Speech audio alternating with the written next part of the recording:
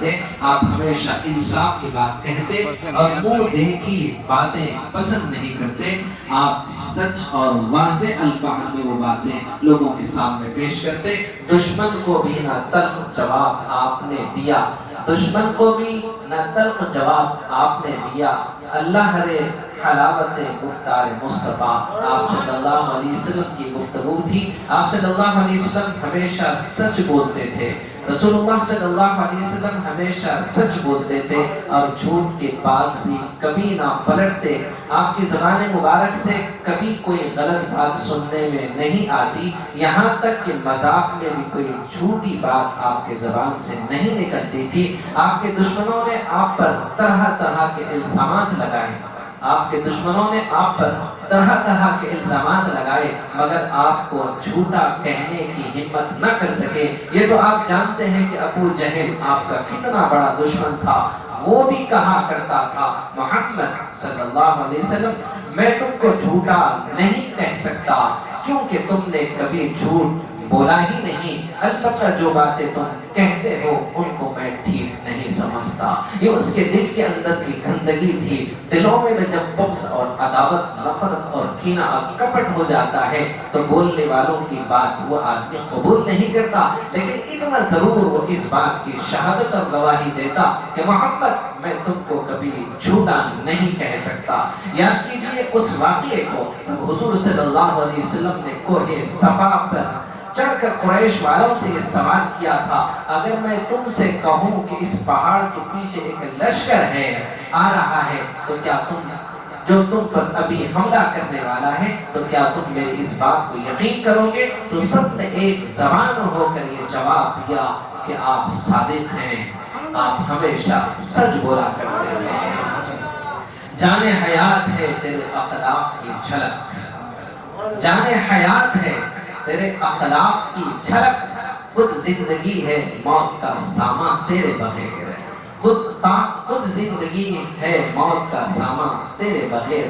آپ صلی اللہ علیہ وسلم وعدے کے بڑے پکے تھے. پیارے نبی صلی اللہ علیہ وسلم بات ہمیشہ سچ کہتے اور جو وعدہ کرتے اس کو پورا کرتے، اسے پورا کرتے. آپ صلی اللہ علیہ وسلم کی پوری زندگی سے کوئی ایک واقعہ بھی ایسا نہیں پیش کیا جا سکتا جس سے آپ نے وعدہ کیا ہو اور اس کو پورا نہ کیا ہو. آپ صلی اللہ علیہ وسلم بد زبانی سے پرہیز کیا کرتے تھے. بد زبانی ایسی بری عادت ہے کہ جس میں یہ عادت پائی جاتی ہے لوگ اس سے دور بھاگ جاتے ہیں. وہ شخص دوسروں کی نظر سے گر جاتا ہے، سب اس سے نفرت کرنے لگتے ہیں. بد زبان آدمی سے لوگ ملنا پسند نہیں کرتے. ایسے شخص کے بارے میں رسول کریم صلی اللہ علیہ وسلم نے ارشاد فرمایا خدا کے نزدیک قیامت کے دن سب سے برا شخص وہ ہوگا جس کی بد زبانی کے ڈر سے لوگ اس کو چھوڑ دیں گے. بد زبانی کی وجہ سے لوگوں کے دلوں کو تکلیف پہنچتی ہے. حالانکہ مسلمان وہ ہے جس کے زبان اور ہاتھ سے مسلمان محفوظ ہو. مسلمان وہ ہے جس کے ہاتھ اور زبان سے لوگ محفوظ ہو. بد زبانی ہی کی وجہ سے آپس کے تعلقات خراب ہو جاتے ہیں اور نوبت لڑائی اور جھگڑے تک پہنچ جاتی ہے. جبکہ حضور اکرم صلی اللہ علیہ وسلم نے صاف صاف فرمایا کہ مسلمان کو برا بھلا کہنا فسق ہے اور اس کے ساتھ لڑنا کفر ہے. ایک بار رسول اللہ صلی اللہ علیہ وسلم نے ارشاد فرمایا سب سے بڑا گناہ یہ ہے کہ آدمی اپنے ماں باپ پر لعنت بھیجے. صحابہ نے حیرت سے پوچھا یہ کیسے ممکن ہے؟ آپ صلی اللہ علیہ وسلم نے فرمایا کہ آدمی سب سے بڑا گناہ یہ ہے کہ آدمی اپنے ماں باپ پر لعنت بھیجے. صحابہ نے حیرت سے پوچھا کہ کیسے ممکن ہے؟ آپ صلی اللہ علیہ وسلم نے فرمایا اس طرح کہ جب کوئی کسی کے ماں باپ کو برا کہے گا تو جواب میں وہ اس کے ماں باپ کو برا کہے گا. اگر تم کسی کے ماں باپ کو برا کہیں گے تو وہ تمہارے ماں باپ کو برا کہے گا. اگر تم کسی کے خداؤں کو برا کہیں گے وہ تمہارے خدا کے بارے میں برا کہے گا. گویا تمہارے مقدر میں خدا کو گالی دینا لکھ دیا جائے گا، ماں باپ کو برا کہنا لکھ دیا جائے گا، اس لیے کہ تم نے کسی اور کے بارے میں برا کہا. وہ تمہارے بارے میں جب برا کہے گا اس کا برا کہنا اپنی جگہ ہے، لیکن تمہارا برا کہنا وہ اپنے آپ کو برا ٹھہرانا ہے. آپ صلی اللہ علیہ وسلم کو غیبت سے نفرت تھی. غیبت سے آپس کے تعلقات خراب ہو جاتے ہیں. اچھے دل برے ہو جاتے ہیں، عزت و آبرو خطرے میں پڑ جاتی ہے، اس سے نفرت کا جذبہ پیدا ہو جاتا ہے۔ اس لیے قرآن کریم نے غیبت کرنے والوں کی مثال ایسے شخص سے دی ہے جو اپنے مردہ بھائی کا گوشت کھاتا ہے۔ توبہ توبہ، کتنی گناہوں کی عادت ہے کہ کسی کے پیٹھ پیچھے برائی ہے۔ تیرے کردار پر دشمن بھی انگلی رکھ نہیں سکتا، تیرے کردار پر دشمن بھی انگلی رکھ نہیں سکتا۔ تیرے اخلاق تو قرآن ہے ساقی، تیرے اخلاق تو قرآن ہے ساقی۔ یہ آپ صلی اللہ علیہ وسلم کی ذات اقدس ہے کہ رسول اللہ صلی اللہ علیہ وسلم جب بھی کسی سے بات کرتے تو ان کے منصب اور ادب و احترام کا خیال کرتے تھے۔ آپ صلی اللہ علیہ وسلم ہمیشہ میٹھا بولتے تھے۔ آپ جب بھی کسی سے بات کرتے تو ان کے منصب اور ادب و احترام کا خیال رکھتے تھے۔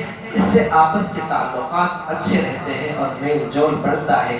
اچھی عادتوں میں سلام کرنا، شکریہ ادا کرنا، مزاج پوچھنا، نصیحت کرنا اور نیکی کی تعلیم دینا شامل ہے۔ اچھے اخلاق میں کون سی چیز ہے کہ سب سے پہلے سلام کرنا، اس کے بعد شکریہ ادا کرنا، مزاج پوچھنا، نصیحت کرنا، نیکی کی تعلیم دینا، پھر اس کو برائی سے روکنا۔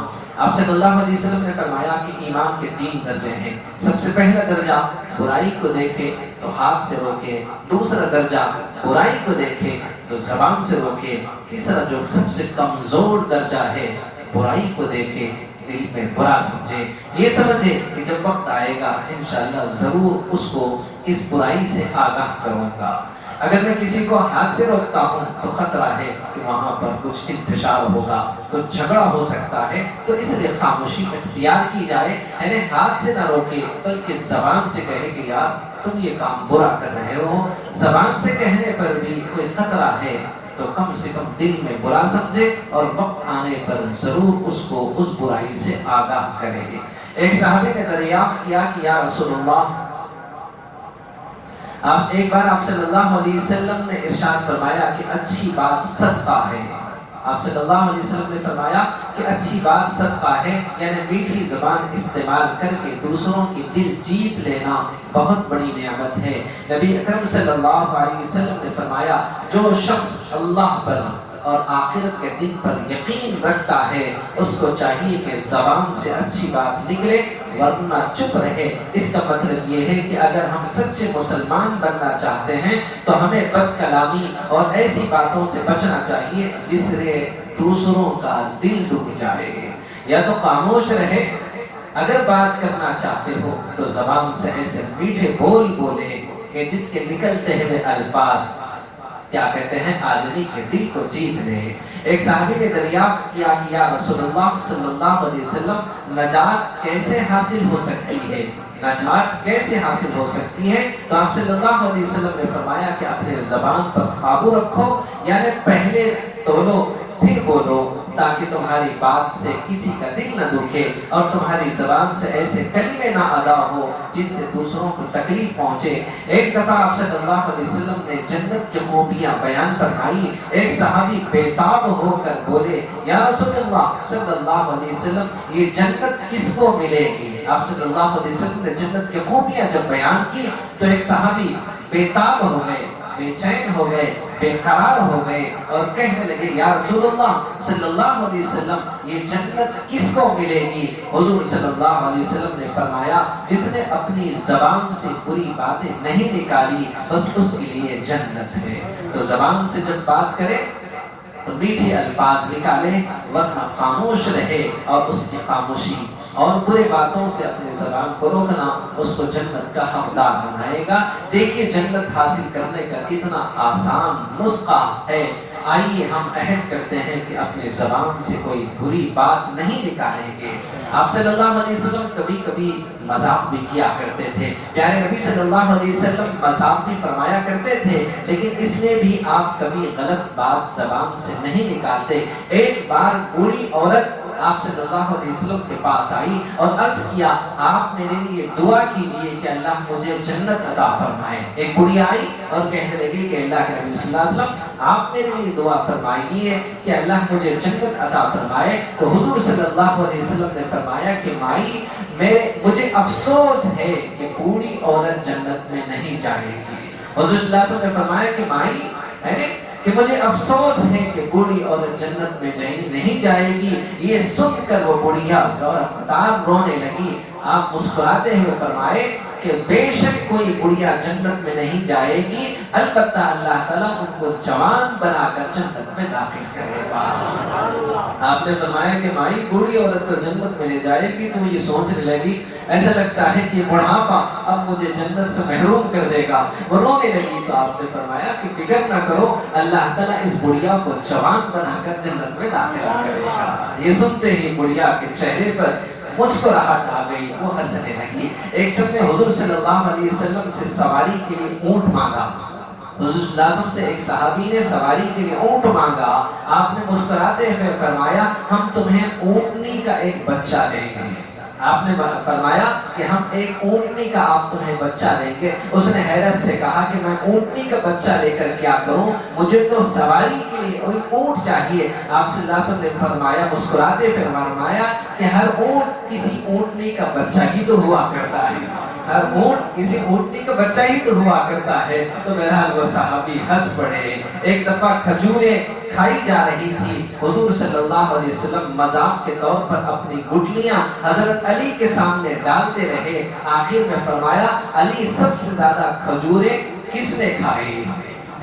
حضور صلی اللہ علیہ وسلم اور علی اور صحابہ بیٹھے ہوئے کھجوریں کھا رہے تھے، اور حضور کھجوریں کھا رہے تھے اور گٹلیاں علی کے سامنے ڈال رہے تھے۔ علی سے فرمایا کہ آخر فرمایا کہ علی سب سے زیادہ کھجوریں کھائی۔ حضور نے مذاق سے کہا کہ علی نے سب سے زیادہ کھجوریں کھائی، تو انہوں نے جواب میں فرمایا کہ آپ نے تو گٹلیوں سمیت کھجوریں کھا لی۔ تو بہرحال کیا کہتے ہیں، حضور صلی اللہ علیہ وسلم اپنے صحابہ کے ساتھ ایسے مذاق کیا کرتے تھے، اور صحابہ بھی حضور صلی اللہ علیہ وسلم کے آداب کا احترام کرتے ہوئے آپ صلی اللہ علیہ وسلم سے کیا کہتے ہیں محبت اور مشفقانہ انداز میں گفتگو کیا کرتے تھے۔ آپ صلی اللہ علیہ وسلم کھانے پینے کے سلسلے میں آپ کا یہ معمول تھا کہ جو چیزیں سامنے رکھ دی جاتی تھی آپ ہنسی خوشی تناول فرماتے تھے، بشرطے کہ وہ پاک اور حلال ہو۔ اگر طبیعت میں کراہیت محسوس کرتی تو ہاتھ روک لیتے، دسترخوان پر کھانے کو برا نہیں کہا کرتے تھے، ہاتھ دھو کر کھانا شروع کرتے اور پلیٹ کے کنارے کنارے سے کھاتے، بیچ میں سے ہاتھ نہ ڈالتے۔ اگر پلیٹ میں کچھ بچ جاتا تو آپ اسے پی لیتے یا پھر انگلیوں کو صاف چاٹ کر کھا لیتے۔ کھانے سے فارغ ہو کر پہلے آپ انگلیاں چاٹتے اور پھر ہاتھ دھوتے۔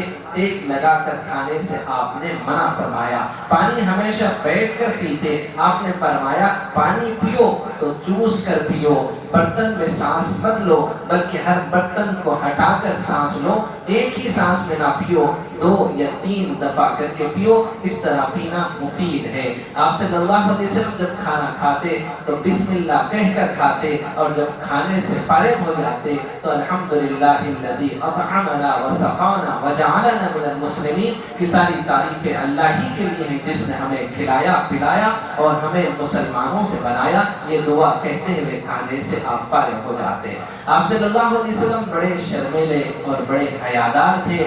شرم و حیا انسان کی قدرتی خاصیت ہے، یہی وہ صفت ہے جس سے ہم میں بہت سی خوبیاں پیدا ہوتی ہیں اور پرورش پاتی ہیں اور بہت سی برائیوں سے بچے رہتے ہیں۔ اس لیے تو کہا گیا کہ حیا ایمان کا ایک حصہ ہے۔ اب صلی اللہ علیہ وسلم نے فرمایا کہ الحیاء شعبۃ من الایمان، حیا ایمان کا جز ہے۔ جیسے آم میں سے ہم رس نکال دیے تو بچے گا کیا؟ گٹلی اور چھلکا۔ تو آپ صلی اللہ علیہ وسلم نے فرمایا جس سے حیا رخصت ہو جائے تو سمجھ لو کیا اس سے ایمان بھی رخصت ہو گیا۔ پیارے نبی صلی اللہ علیہ وسلم نے فرمایا کہ ننگے ہونے سے بچو، کیونکہ تمہارے ساتھ ہر وقت اللہ کے فرشتے ہوا کرتے ہیں۔ البتہ جب تم پیشاب پیخانے کو جاتے ہو تو وہ الگ ہو جاتے ہیں، تو تم ان سے شرم کرو، اس کا خیال رکھو۔ جب تم حمام میں جاتے ہو یا بیت الخلاء میں جاتے ہو اس وقت تو فرشتے تم سے الگ ہو جاتے ہیں، لیکن اس سے ہٹ کر تم جہاں بھی ہو اپنے سارے جسم کو ننگا کرنے سے کیا کہتے ہیں بچاؤ، اس لیے کہ فرشتے تمہارے قریب ہوتے ہیں، کیونکہ وہ سر سے لے کر پیر تک حیادار ہوا کرتے ہیں اور آپ کی اس حیائی سے وہ دور ہو جاتے ہیں۔ آپ صلی اللہ علیہ وسلم کے بچپن کا وہ واقعہ تو یاد ہوگا جب کعبے کی دیوار بنائی جا رہی تھی، بڑوں کے ساتھ بچے بھی پتھر کندھوں پر رکھ کر لا رہے تھے۔ پیارے نبی صلی اللہ علیہ وسلم بھی ان میں شریک تھے۔ جب کندھے دکھنے لگے تو لڑکوں نے یعنی اپنے جو کمر پہ باندھے ہوئے توال تھا یا لنگی وغیرہ تھی وہ نکال کر کیا کہتے ہیں کندھے پر پتھر رکھ کر لے جانے لگے۔ تو کسی نے حضور صلی اللہ علیہ وسلم کے چچا نے آپ سے ایسا ہی کرنے کو کہا، بہت اصرار کیا تو مجبوری کی حالت میں آپ نے تہمت کھولنا چاہا تو مارے شرم کے بے ہوش ہو گئے۔ جب چچا نے یہ دیکھا تو منع فرمایا، دیکھا آپ نے ہمارے نبی صلی اللہ علیہ وسلم کتنے حیادار تھے، آئیے ہم بھی بے شرمی کی باتوں سے بچیں، اللہ ہمیں شرم والا اور حیا والا بنائے۔ آپ صلی اللہ علیہ وسلم بہت رحم دل تھے۔ اچھی اخلاق کی بنیادی صفتوں میں سے ایک صفت رحم دلی ہے۔ رحم کا جذبہ ہمیں نیکی کرنے پر ابھارتا ہے، یہی جذبہ ہمیں دوسروں پر ظلم کرنے سے روکتا ہے اور اچھا سلوک کرنے پر ابھارتا ہے، بد سلوکی سے بچاتا ہے۔ پیارے نبی صلی اللہ علیہ وسلم نے فرمایا، جو رحم نہیں کرتا اس پر رحم نہیں کیا جاتا۔ ارحموا من فی الارض یرحمکم من فی السماء، تم زمین والوں پر رحم کرو، آسمان والا تم پر رحم کرے گا۔ صرف انسانوں ہی کے ساتھ نہیں بلکہ بے زبان جانوروں پر بھی رحم کرنے کا حکم دیا گیا۔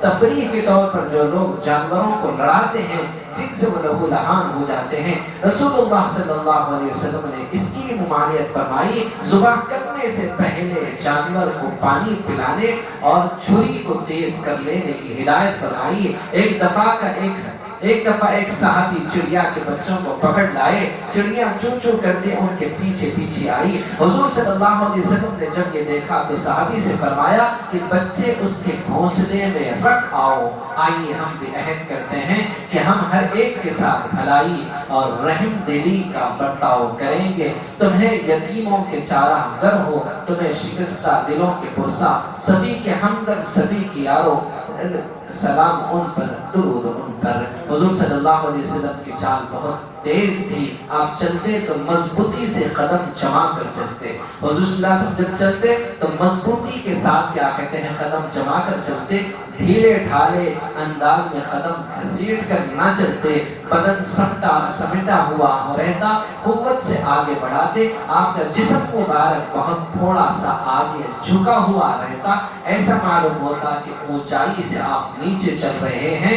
یعنی آپ جب چلتے تو صحابہ آپ کے ساتھ چلتے، تو آپ چلتے تو صحابہ آپ کے ساتھ دوڑنے پر مجبور ہو جاتے۔ آپ کی چلنے کا انداز صحابہ آپ کے ساتھ دوڑ کر چلتے۔ آپ کی چال شرافت، عظمت اور احساس، ذمہ داری کی جیتی جاگتی تصویر تھی۔ آپ صلی اللہ علیہ وسلم کے چلنے کا ڈھنگ ہمیں یہ پیغام دیتا ہے کہ زمین پر اکڑ کر غرور اور تکبر سے نہ چلنا۔ آپ کی رفتار کے بارے میں حضرت ابو ہریرہ رضی اللہ عنہ فرماتے ہیں کہ آپ معمولی رفتار سے چلتے تھے، تب بھی ہم مشکل کے ساتھ آپ کے ساتھ دوڑ دوڑ کر چلتے تھے۔ حضرت ابو ہریرہ رضی اللہ عنہ نے فرمایا کہ آپ معمولی رفتار سے چلتے لیکن تب بھی ہم آپ کے ساتھ دوڑ دوڑ کر چلتے تھے۔ آپ کا دستور تھا کہ جب صحابہ ساتھ ہوتے تو آپ صلی اللہ علیہ وسلم ان کو یا تو ساتھ کر لیتے یا آگے کر لیتے۔ یہ حضور صلی اللہ علیہ وسلم کے اخلاق ہیں۔ رسول اللہ صلی اللہ علیہ وسلم کے سر کے بال بکھرے ہوئے اور پریشان نہیں رہتے تھے کہ جنہیں دیکھ کر وحشت پیدا ہو۔ آپ صلی اللہ علیہ وسلم ان میں اکثر تیل ڈالا کرتے اور کنگا فرماتے، اور آخر زمانے میں آپ مانگ بھی نکالنے لگے تھے۔ آپ کی داڑھی کے بال بھی پریشان نہیں رہتے تھے بلکہ ان میں آپ کنگھی کیا کرتے تھے۔ ایک بار آپ صلی اللہ علیہ وسلم نے ایک شخص کے بال بہت پریشان دیکھے تو فرمایا اس سے اتنا بھی نہیں ہو سکتا ہے کہ بالوں کو درست کر لے۔ آپ دانتوں کی صفائی کا خیال کرتے، پنج وقتہ وضو کرتے ہوئے آپ مسواک ضرور فرماتے تھے۔ آپ نے فرمایا کہ مسواک منہ کی صفائی اور پروردگار کی خوشنودی کو حاصل کرنے کا سبب اور ذریعہ ہے۔ ہر برائی کو دیا دیس نکالا جس نے، ڈگمگاتے ہوئے انسان کو سنبھالا جس نے، آدمیت کو نئے طرز پر ڈھالا جس نے، کر دیا مشرق و مغرب میں اجالا جس نے، اسی انسان کو محبوب خدا کہتے ہیں، اسی انسان کو محبوب خدا کہتے ہیں۔ ناپ سنتے ہی سب صلی علیہ کہتے ہیں۔ آپ صلی اللہ علیہ وسلم لباس کے بارے میں حضور صلی اللہ علیہ وسلم کی سنت یہ تھی کہ آپ کسی خاص वज़ा और क़ता के कपड़े के पाबंद नहीं थे, बल्कि हर कपड़ा जो सतर को पूरी तरह ढांक सके आप सल्लल्लाहु अलैहि वसल्लम ने इस्तेमाल फरमाया। आपने अच्छे से अच्छे कपड़े भी पहने और मामूली से मामूली भी, यहाँ तक कि पेवंद लगे कपड़े भी पहने हैं। जो लोग तकवे के ख्याल से अच्छे कपड़े और अच्छे खाने को मना करते हैं, और जो लोग मोटे और झूठे खाने कपड़े को गुरूर की वजह से नापसंद करते हैं, दोनों का रवैया हुजूर सल्लल्लाहु अलैहि वसल्लम की सुन्नत के खिलाफ है कि लोग अच्छे कपड़े, मामूली कपड़े पहनने को तकवा समझते हैं, ये सुन्नत के खिलाफ है। और जो लोग अच्छे खाने को भी क्या कहते हैं, नहीं खाकर मोटा डाका खाने को ये तकवा समझते हैं, ये भी हुजूर सल्लल्लाहु अलैहि वसल्लम की सुन्नत के खिलाफ है। आप सल्लल्लाहु अलैहि वसल्लम ने अच्छे से अच्छा कपड़ा पहना, दरमियानी कपड़ा पहना, मामूली कपड़ा पहना, और कपड़ों को जो पेवंद लगा हुआ था वो कपड़े भी आपने पहना। आपने बेहतरीन से बेहतरीन भी खाना खाया, दरमियानी भी खाना खाया और मामूली भी खाना खाया। यानी रसूलुल्लाह सल्लल्लाहु अलैहि वसल्लम ने फरमाया कि जो कोई दुनिया में अपनी शोहरत के लिए लिबास पहनेगा, खाह उम्दा लिबास हो या फट्टा पुराना हो, आखिरत में खुदा उसे जिल्लत व खाली का लिबास पहनाएगा। कि बहुत सारे लोग या तो कपड़ा उम्दा पहनते हैं गुरूर और तकब्बुर की वजह से, और बहुत सारे लोग मामूली कपड़ा पहनते हैं लोगों में इज्जत हासिल करने के लिए। अरे भाई कितने मुत्तकी आदमी है, लेकिन सीधे साधे कपड़ों पे रहते हैं, है ना। तो इनका मतलब, ये सादगी का मतलब लोगों में अपनी इज्जत को हासिल करना होता है। और कुछ लोग बेहतरीन कपड़े पहनने का मकसद लोगों में अपनी शान होती है। तो अल्लाह ताला ने, हुजूर सल्लल्लाहु अलैहि वसल्लम ने फरमाया कि कल क़यामत के दिन अल्लाह ताला उन्हें ज़िल्लत व खाली का लिबास पहनाएंगे। आप सल्लल्लाहु अलैहि वसल्लम ने ये भी फरमाया, जिस किसी ने गुरूर से अपने लिबास का दामन बड़ा रखा, क़यामत के दिन खुदा उसकी तरफ नहीं देखेगा। एक सहाबी रसूल सल्लल्लाहु अलैहि वसल्लम ने, एक सहाबी रसूल ने हुजूर सल्लल्लाहु अलैहि वसल्लम से दरियाफ्त किया, या रसूलल्लाह सल्लल्लाहु अलैहि वसल्लम, मैं हमेशा चाहता हूँ कि मेरा लिबास अच्छा हो, मेरा जूता अच्छा हो, क्या ये भी गुरूर है? आपने वजाहत फरमाई कि नहीं, अल्लाह ताला जमील है, अल्लाह ताला खूबसूरत है, खूबसूरती को पसंद करते हैं। पहनने का मकसद किसी को दिखाना ना हो, बल्कि पहनने का मकसद अल्लाह की नेमतों की शुक्रगुजारी हो। तब खूबसूरत कपड़ा पहनो, खूबसूरत जूता पहनो। आप सल्लल्लाहु अलैहि वसल्लम बेहतरीन सवारी पर सवार हुए, दरमियानी सवारी पर भी, मामूली सवारी पर भी सवार हुए। बेहतरीन सवारी में वो सुर्ख ऊंटनी थी, जिसकी मिसाल इस जमाने में मर्सिडीज कार से दिया जाता है कि आपने कीमती से कीमती ऊंटनी पर सवार हुए, और आप घोड़े पर भी सवार हुए, आप क्या कहते हैं खच्चर पर भी सवार हुए, और आप गधे पर सवार हुए। तो आपकी सुर्ख ऊंटनी मर्सिडीज कार है, घोड़ा आम कार है, और क्या कहते हैं खच्चर वो बैग और चेतक है, और क्या कहते हैं गधा वो साइकिल है। तो इसका मतलब ये है कि आप कीमती से कीमती गाड़ियों में भीड़ सकते हैं, लेकिन मतलब ये ना हो कि किसी को दिखाना मकसूद हो। व अम्मा बिनिअमति रब्बिका फहद्दिस।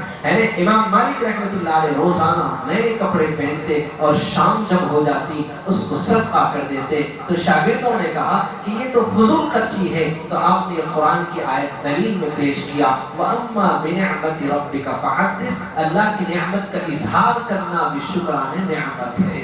अल्लाह ने जब मुझे नवाजा है तो फिर मैं रोजाना नए कपड़े पहन कर अल्लाह की नेमत की शुक्रगुजारी करूंगा। तो जैसे साहबी रसूल ने फरमाया कि मैं अच्छे कपड़े पहनना चाहता हूँ, मैं अच्छे से अच्छा जूता पहनता हूँ, क्या ये भी गुरूर है? तो आपने फरमाया कि नहीं। आपने वजाहत फरमाई कि अल्लाह जमील है, अल्लाह ताला खूबसूरत है और जमाल को पसंद करते हैं।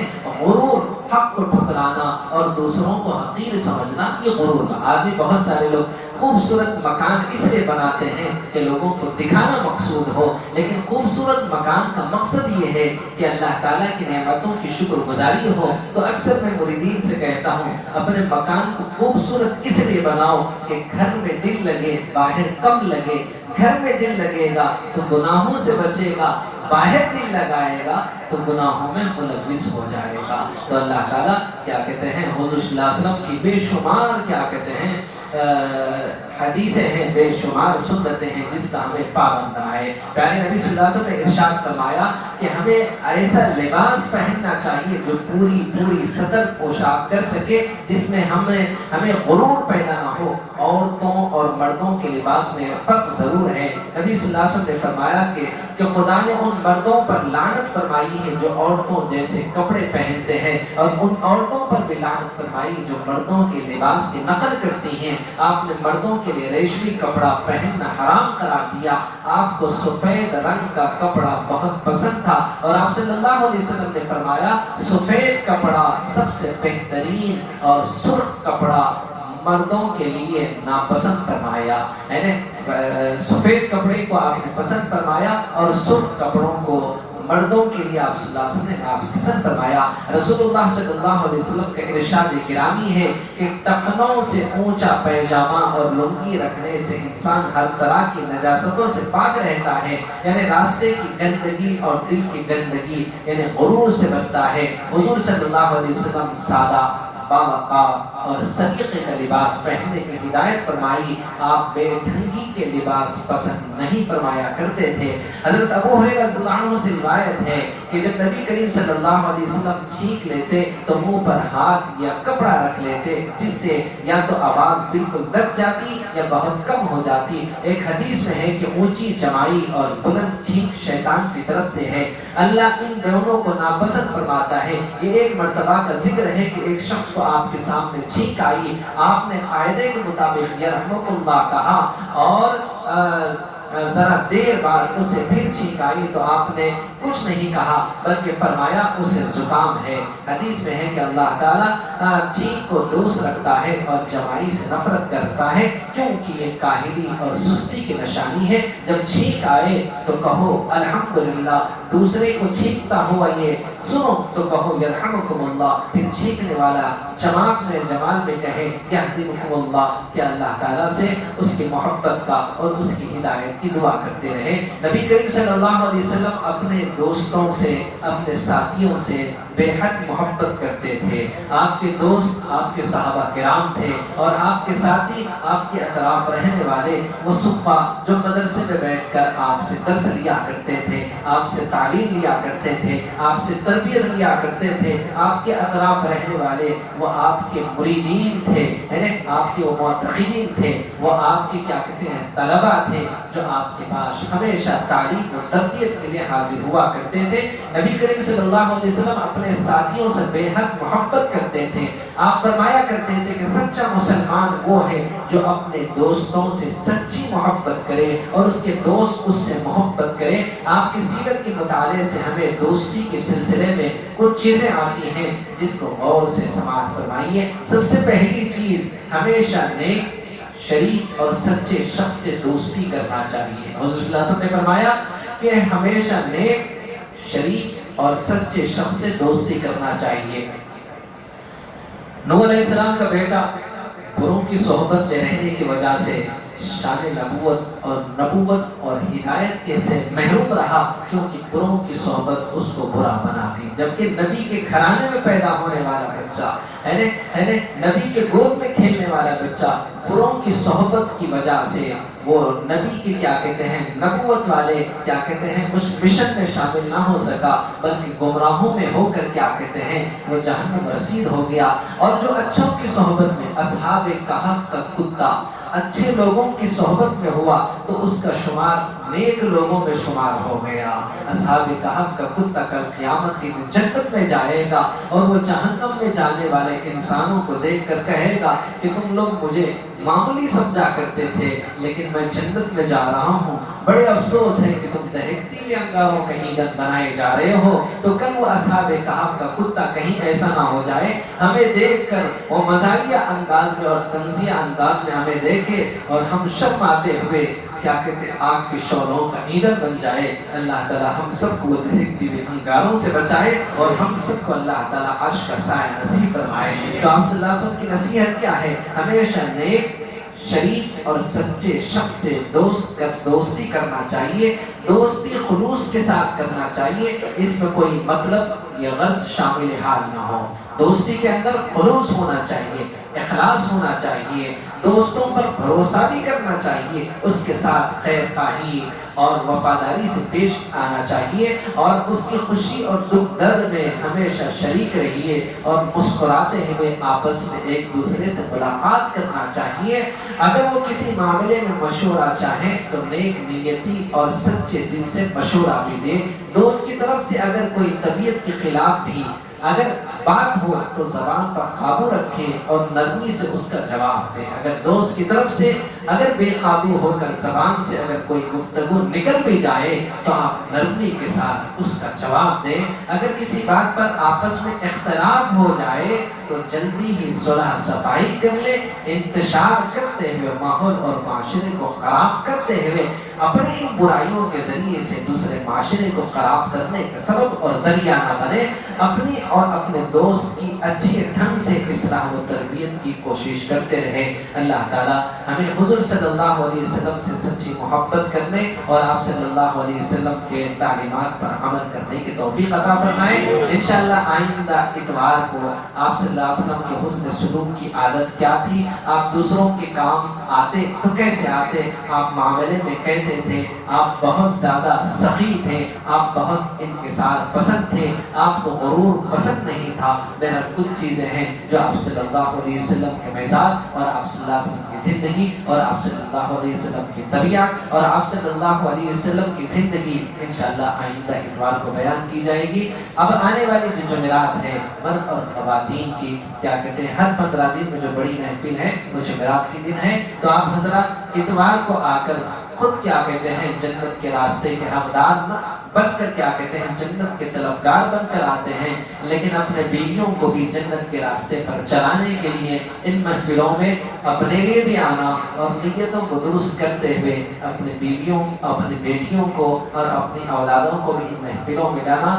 آپ کا ہر اتوار کو آنا تو ماشاءاللہ آپ کے لیے بہت عزیز ہے اور آپ کے لیے بہت آسان ہے، کیونکہ اتوار کا دن چھٹی کا ہے، لیکن جمعرات کے دن وہ آپ کے کاروبار کا بزنس کا ہوتا ہے، لیکن اپنی عورتوں کو دین سے محروم کرنا، جو کام آپ کے ذمہ پہ تھا وہ کام آپ سے نہیں ہوتا ہے، تو کم سے کم ان محفلوں میں لانا اور حافظ صاحب کے حوالے کر دینا، تاکہ حافظ صاحب کی زبانی جو اللہ تعالیٰ کی طرف سے کیا کہتے ہیں دل میں ڈالی ہوئی باتیں جو انسانیت کے کام آنے والے اور گھروں کو کیا کہتے ہیں آباد کرنے والی جو باتیں ہیں وہ سن کر اپنے گھروں کو جنت بنانا اور اپنے گھر کو کیا کہتے ہیں محبوب مصطفیٰ کی سچی غلامی کے ساتھ اپنے گھروں کو آباد کرنا، یہ ہماری زندگی کا مقصد بن جائے۔ اللہ تعالی ہم سب کو ہے نا اللہ اور اس کے رسول سے سچی محبت کرتے ہوئے اطاعت اور اتباع کی ہم سب کو توفیق عطا فرمائے۔